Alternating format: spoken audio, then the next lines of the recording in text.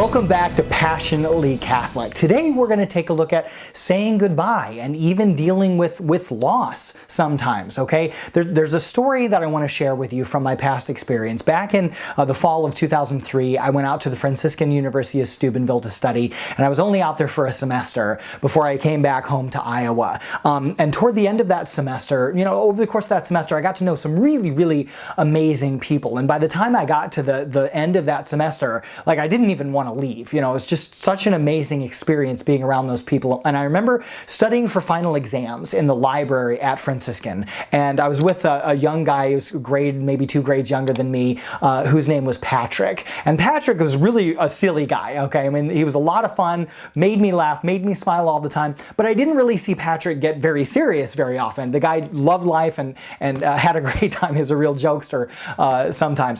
So I loved Patrick's personality. But we're sitting there in the library, and I was just really not feeling good about leaving Franciscan and all of the new amazing friends that I had recently met. And Patrick and I weren't super close by any means, but we were just spending that time studying together. And I got a little choked up about heading back home and knowing that I was going to miss all of these great friends and these great relationships that I had built at Franciscan. And Patrick, who was such a jokester and could always put a smile on my face, actually shocked me, because he took a totally different spin than what I would have expected from Patrick at that point. And he was actually very, very serious. It's the most serious I've ever seen from him. And he shared with me something that was amazing, especially coming from a college kid, okay? And Patrick said, you know what?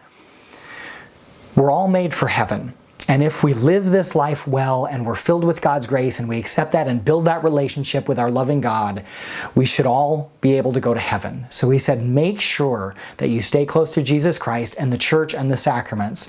Make sure that you go to heaven, and I'll do that too. And all of us here at Franciscan, all of your friends, we're going to do that too. So that this is not really goodbye. That you never really have to say goodbye when we have the hope of eternal life and the hope of heaven, that we can then go there, be with each other again in heaven, and experience eternal glory with each other. Now, there's something special about the Patrick situation that made me cry just a few years ago. I was on Facebook and floating around, and I was connecting with a few old friends from Franciscan, and I learned that Patrick, as a young man, had been married, had some kids, and Patrick passed away suddenly. I don't remember exactly what it was. It was kind of a rare health condition that caused him to die pretty young. And I remember just crying to myself for a moment. And then what Patrick shared with me, one of the last great moments that I had with him, was this thought, that when we have to say goodbye, when we separate from somebody, maybe through death, or maybe we have to move, or whatever happens, when we're separated from somebody here on earth, that doesn't have to be the end, because we have this hope of eternal life. And it's something that Patrick taught me then, that I have continued to carry with me. It's something that brought me comfort in his death, and I continue to pray for Patrick. I'd ask for you to pray for Patrick's soul as well. I hope this video was useful to you. If it was, subscribe. Come back and join us for more Passionately Catholic content. Be sure to like the video. A special thank you goes out to all of our patrons who make everything we do here at Passionately Catholic possible. I wish you all God's blessings and peace, and I look forward to being in touch again very soon.